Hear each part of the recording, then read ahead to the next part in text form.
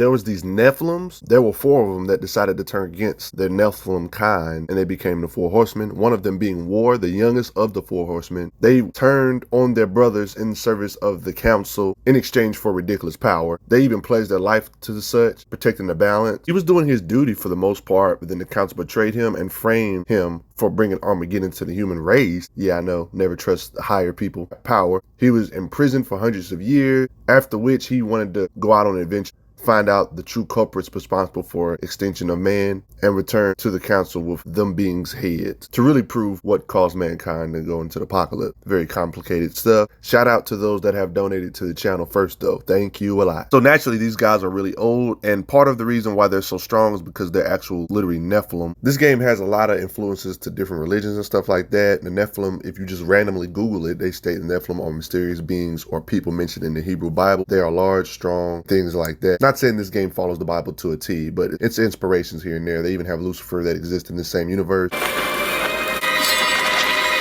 He has his little form of gear along with his super strength, like he's a swordsman legitly. Sword name is Chaos Cedar. He even has the weapon known as the Scythe. It's called the Harvester. It's his brother Death's giant scythe. Slow but effective. And yes, he also has this gauntlet, creating shockwaves with it, and it's in one arm. It augments his strength in one arm. Does this to a train, like with that type of power. You know, just an example of the strength it got. His pistol as well is called Mercy. It's like legitly fully automatic. It can even combine with other weapons, like combining it with Redemption, like in this occasion here. You see Strife using it, not War using it at the moment. He can like literally summon his own horse.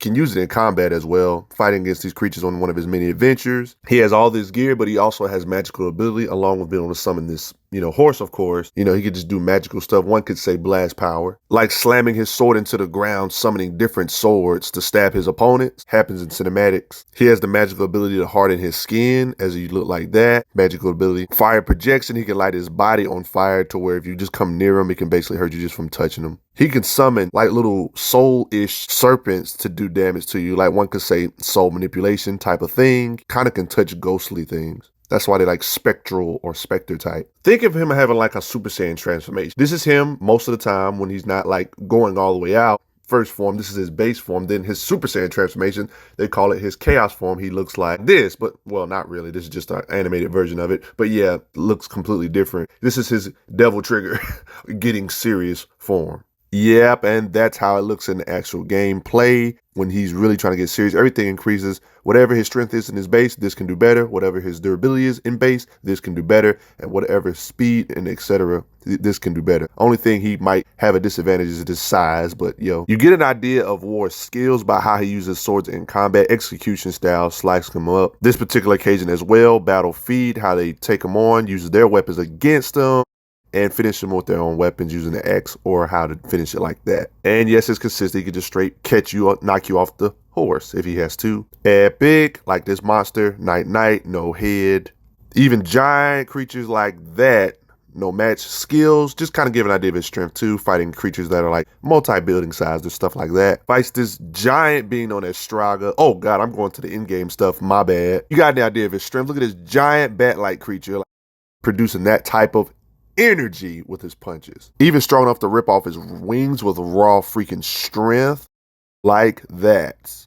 And picking up cards to him is light, where you can just throw them super far. Look at this giant metal construct, like slices that off like that. Can use this as a weapon, just picking it up with ease like a flail. Boom. That type of strength. And it's just easy to him.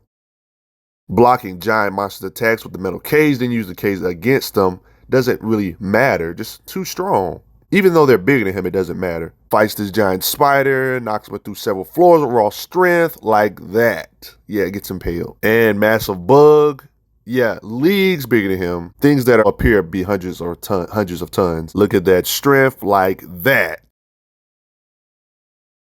Fairly big demons, he just slings them around like that. Dwarf-like characters, that kind of remind me of dwarfs from like other, Norse mythology. Big old hammer, he can throw it like that. Strong. Just to give you an example, angels in this universe couldn't even lift this hammer that War lifted up. Yet he throws this big old hammer like that. Slams this zombie so hard it just shatters, this slamming power. He definitely has superhuman speed just from the animation. Like, you see that? Also punching apart the leg. animation, you can see like quickly does that. You can get an idea before they can react. Look how he looks when he spins in the air like that. It's almost like he's faster than the eye can see. You see how he just moves like that, so he can slice off the arms without them being able to react. Zip, zip, zip.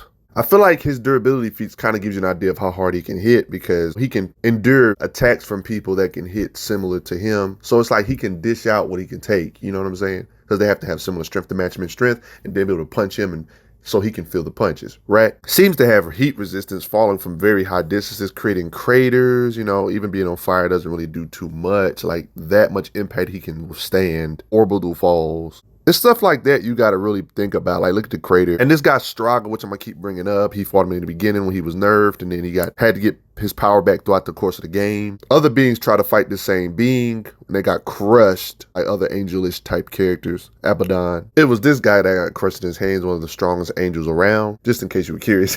He didn't really perish. He actually plays a serious role in this game's events, though. You know that gauntlet on his left arm he uses to block attacks and even parry it? Like, boom.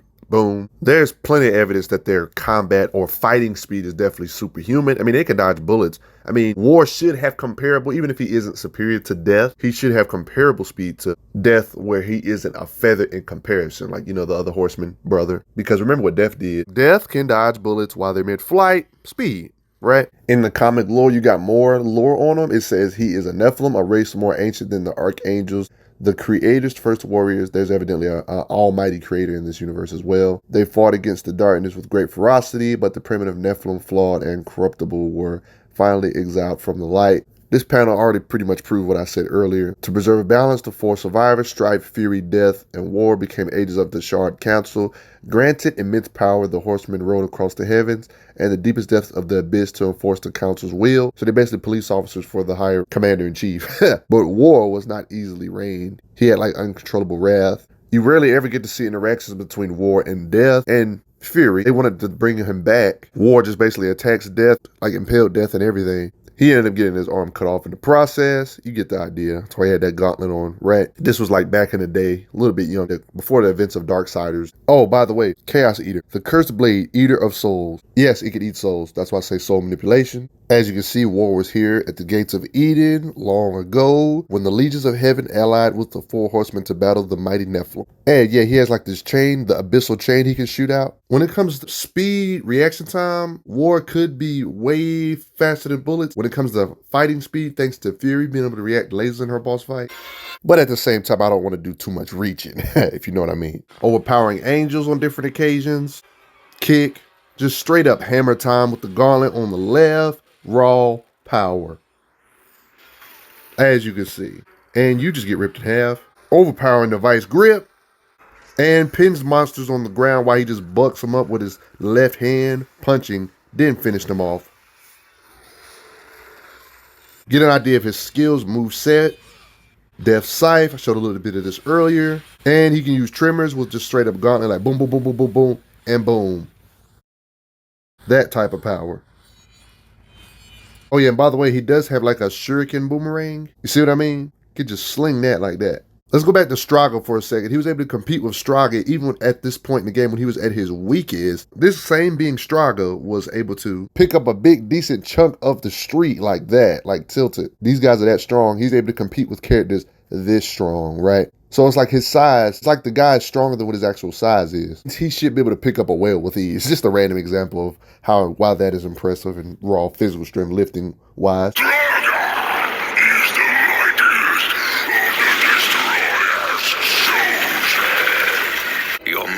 Chose poorly. The mightiest of the destroyer is chosen. War fought the destroyer as well, and think about it. Straga was literally one with the whole tower. I showed a little bit of this earlier, Abaddon, because this being is evidently stronger than that big old being known as Straga that was able to lift up the big old part of the street. And of course, this is what War does to Straga. I showed a little bit of this earlier, but not all of it. Slice, slice, slice. Gets destroyed like that. Raw power. Since the dawn of time, the armies of heaven and hell have waged an endless war. Drawn to the conflict was the Charred Council, an entity bound by ancient laws to preserve order and balance. It held that any great power, unchecked,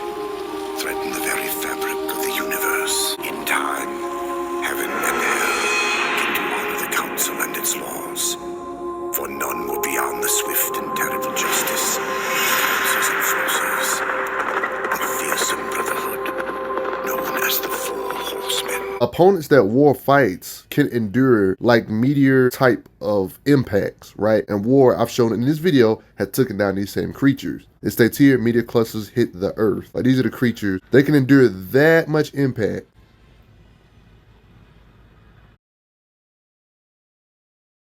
War striking power has to be way above this to be able to cut through these beings. Like, these beings are fine, and War can overpower these beings. The horsemen can. Don't really have an exact pinpoint on Samael's power in this universe, but hey, Death fought him in the sequel game. Something that should be noted. Like, think about this for a second. Literal minions of the verse can withstand meteor falls like this. See this right here? These creatures, demons and angels. Notice how they're completely fine after that fall, though. Respect. Just from this, I would say he's leagues above city shattering level if literal fodder in this universe are nothing compared to that. And that's not even getting on his other modes or when he decides to get serious. You know what I mean? It's good chance that his reflexes could be in those light speed ranges as well. No, I wasn't joking about his brother Death from Darksiders 2 that fought Samael. Do you guys want me to do another video about these verse? Do you respect War? I want another Darksiders game as long as the camera angle is like behind them again. You know what I mean? Instead of above them. You know what I mean? Post your comments down below. Let me know what you all think. Nope, I'm not done quite yet. Characters like Death, aka War's brother. You know War's comparable to him, even though I got to give Death the advantage. But just being even remotely close to him, say if he's 90% the strength of Death, right? This is what they had to say about Death in the lore of the game, right? Intent, right? It was stated in the game feature that Death, he's the most feared of the legendary four horsemen, able to destroy entire worlds and battle forces beyond heaven and hell. Do they mean he could destroy a planet with one attack? Possibly. If that's true, that will make War in those planetary ranges, meaning that War could slice